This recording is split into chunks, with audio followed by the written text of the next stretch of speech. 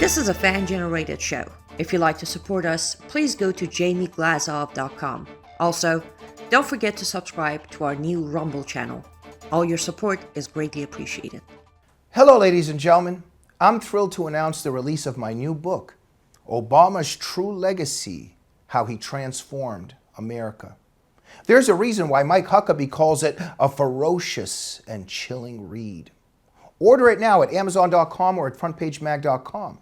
Good evening. Welcome to the Glazov Gang. Tonight, another fantastic program with one of the best guests in the world. First, a few in-house matters. Ladies and gentlemen, please subscribe to our YouTube and Rumble channels and make sure you press instant notifications on both.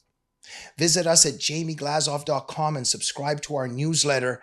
And please, if you don't mind and want to empty your bank account, please donate at jamieglazov.com as well. Follow me on Twitter at jamieglazov. And as always, be following and supporting Annie Cyrus at liveuptofreedom.com.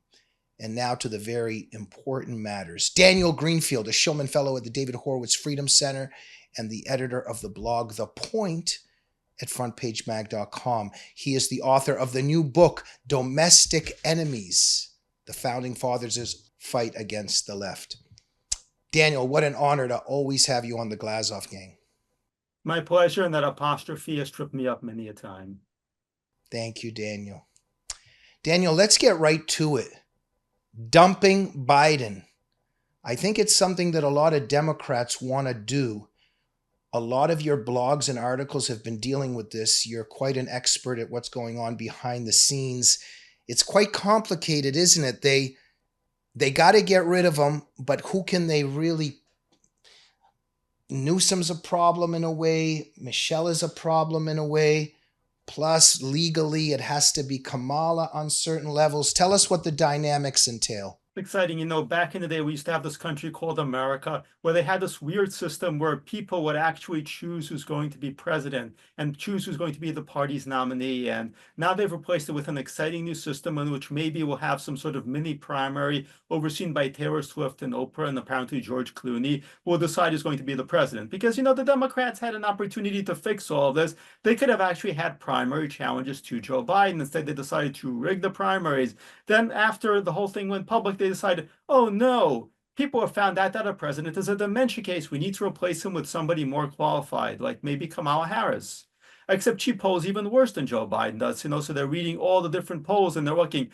They had Emerson College do a poll with not only Joe Biden versus Trump and Kamala Harris versus Trump, but Al Gore versus Trump. You know, if you want to go that way, or, you know, Hillary Clinton, if you want to win the youth vote.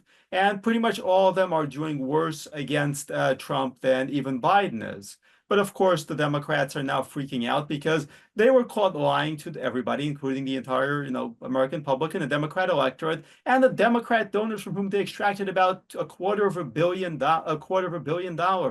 They extracted from them. And now it turns out, well, they've got a problem. So they've got all these plans for whom to replace Biden with. The problem is that they have to actually get Biden to voluntarily step down. And if he doesn't voluntarily step down, they don't have a lot of good options, because right now the fate of the Democratic Party, the fate of the upcoming election, it all comes down to a confused, cranky old man who needs to go to bed by 4 p.m. So it's a very exciting time to be a Democrat. It's a very horrible time to be a Democrat. It's a very entertaining time to be a Republican. Absolutely. Thank you, Daniel. And, you know, there's so much injustice in the world and so little justice. And once in a while, it's nice to see at least the bad people a little bit confused and fighting each other.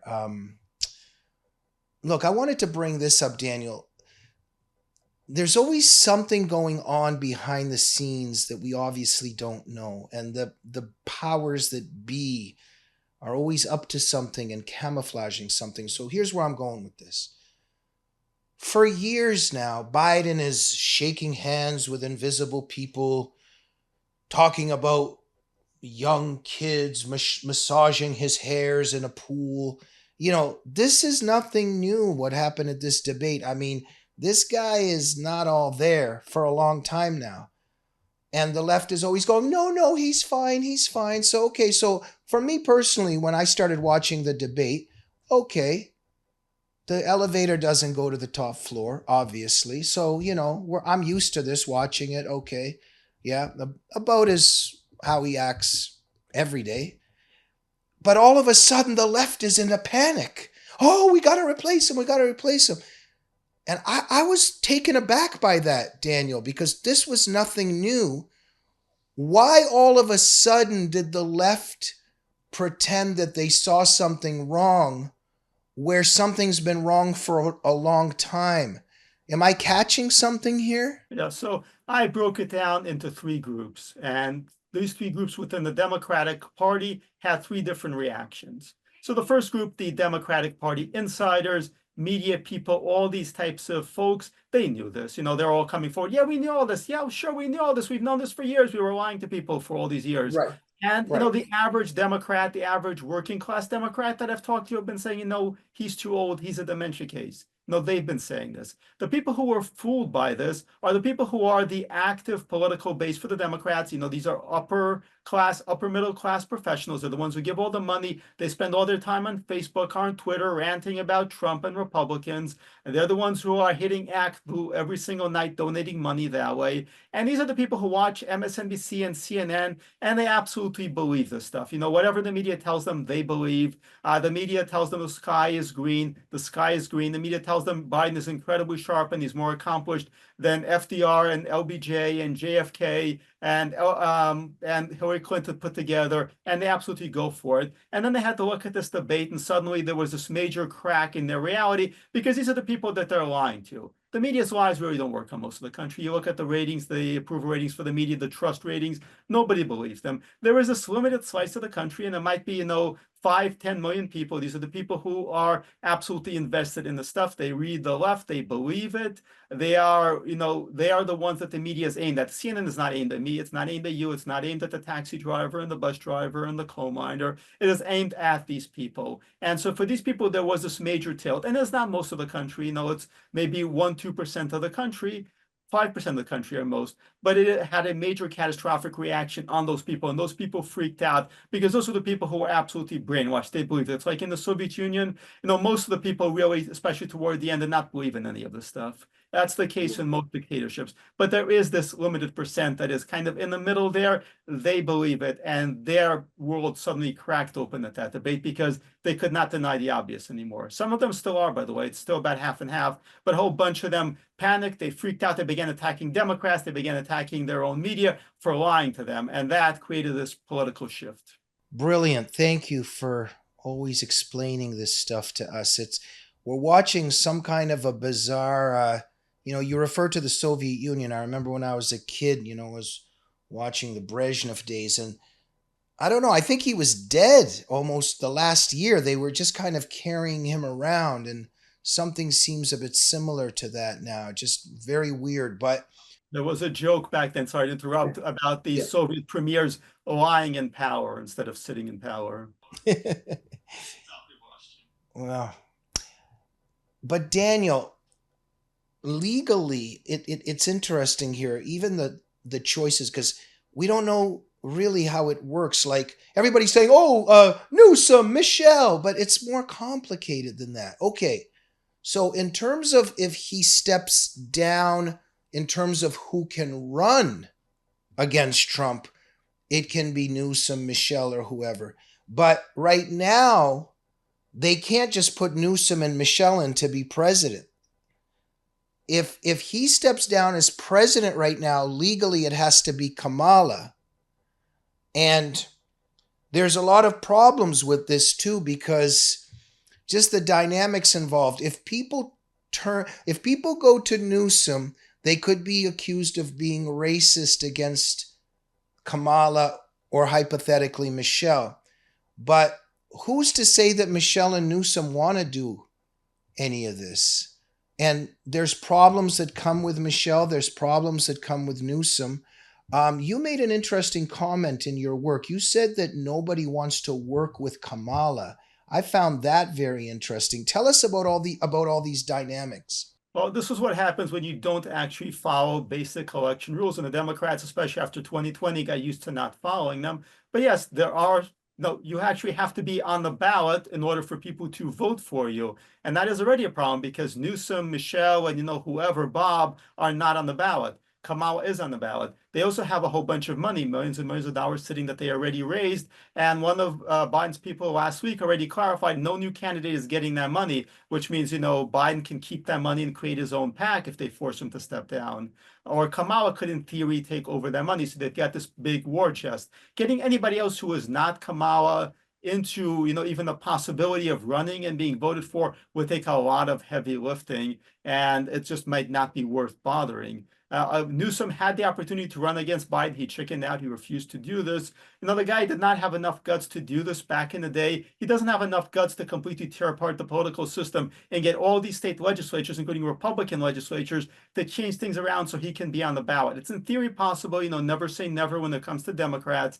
It's going to be a whole lot of work. The easiest thing to do, which is most people have concentrated on, is getting Kamala in there. The problem is she is unpopular, she is incompetent. People do not like her. And yes, as you briefly mentioned, most of her staff have actually quit. They don't actually want to work for her. There's absolutely nobody who really is looking forward to a Kamala presidency. She doesn't have black voters in the primaries. Last time around, she lost black voters to Joe Biden, who, of course, as you know, was raised in the black church. So Kamala doesn't have an electorate. She doesn't have a base. There's no reason for anybody to actually vote for her. And plus, she comes with all the baggage in this administration because really, it's not about whether Biden is senile or not. Nobody's voting for Biden. They're voting against Trump. They're voting for the leftist agenda. So as Whoopi Goldberg said, Biden can poop his pants every day of the week and she will still vote for him. Kamala has the same baggage as Joe Biden does. She doesn't really bring anything to the table except she probably knows where she is most of the time. But that's, a very low bar. Sadly, it's a low bar that the current presidential nominee cannot pass. I'm so sorry for asking this, but it just keeps coming up, and Whoopi's made this comment now. Do you think there's a chance that Biden is wearing diapers?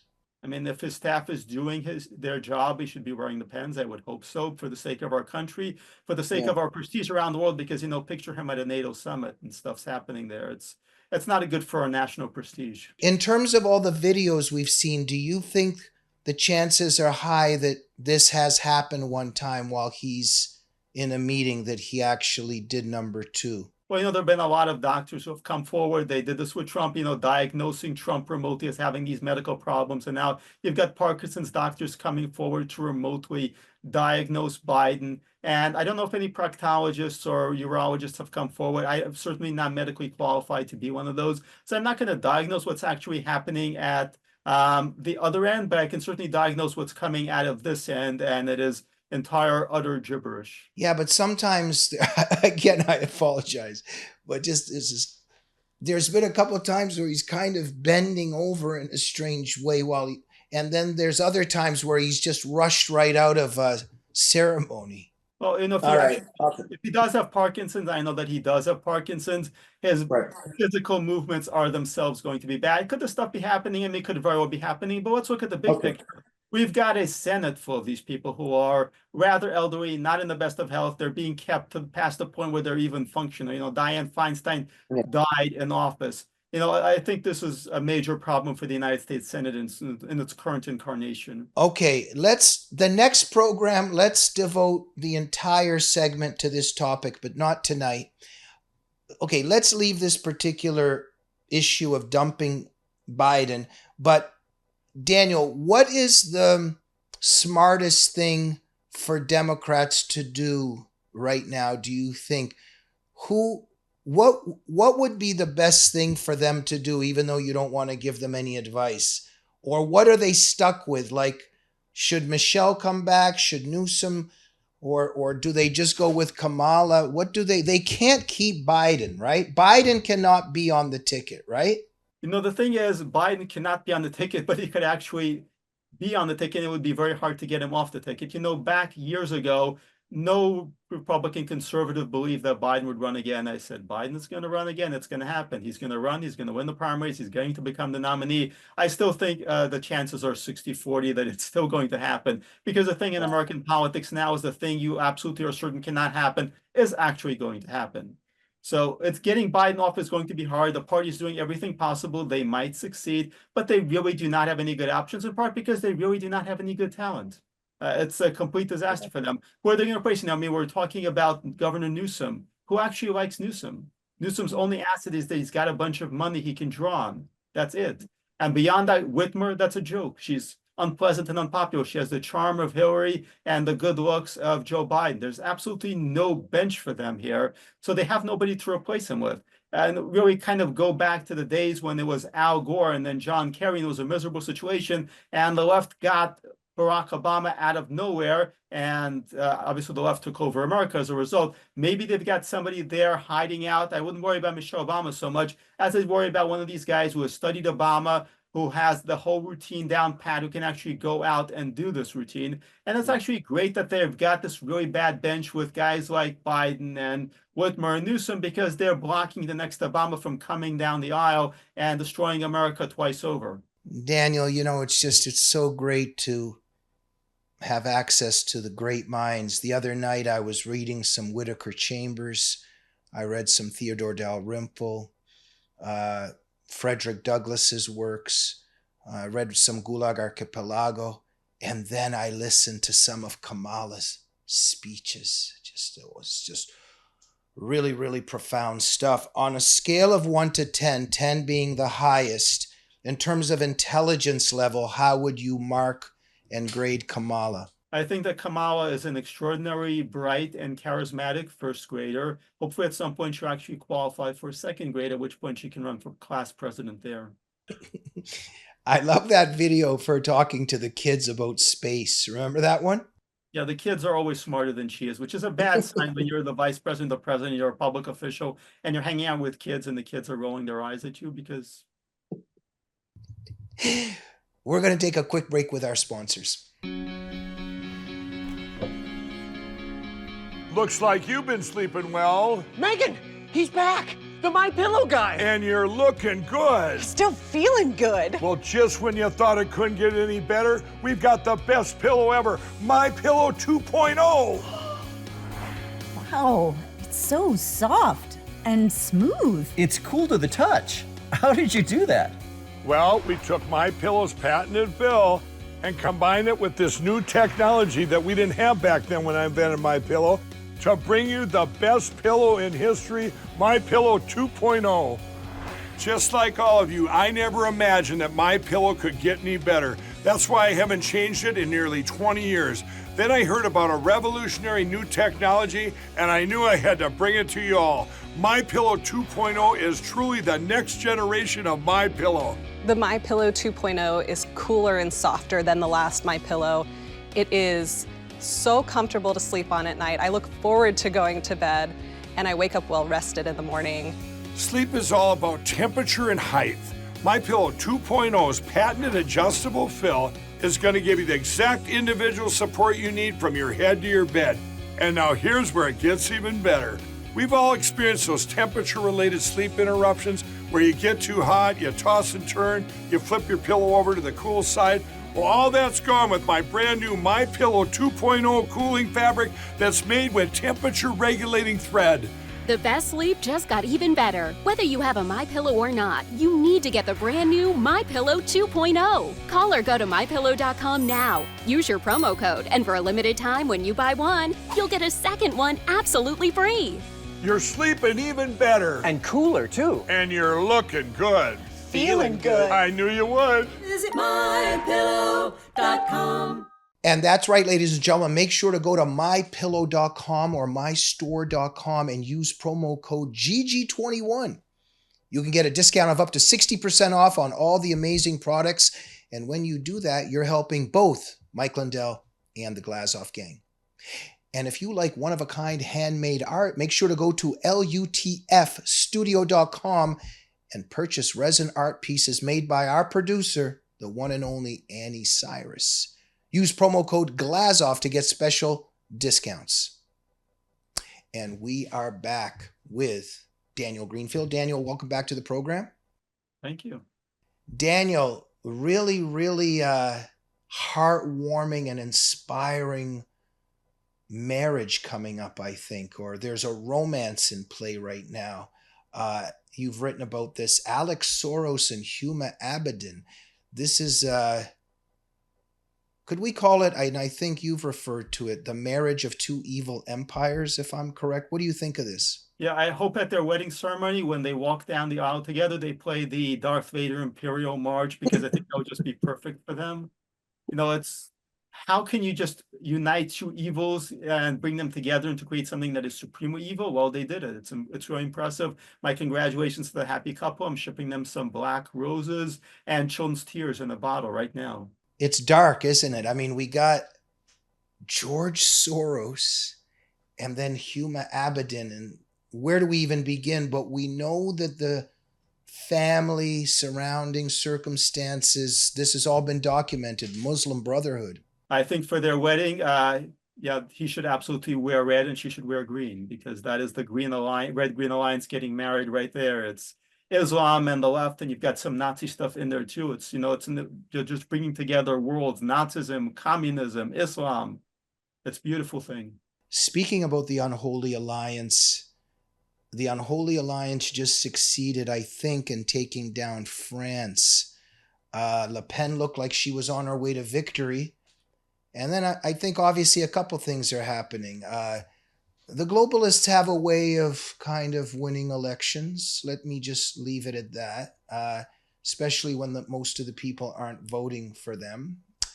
But also they were very clever in how they took the different parties of the Islamists and leftists. They would take a candidate out in a lot of those ridings, not to split the vote.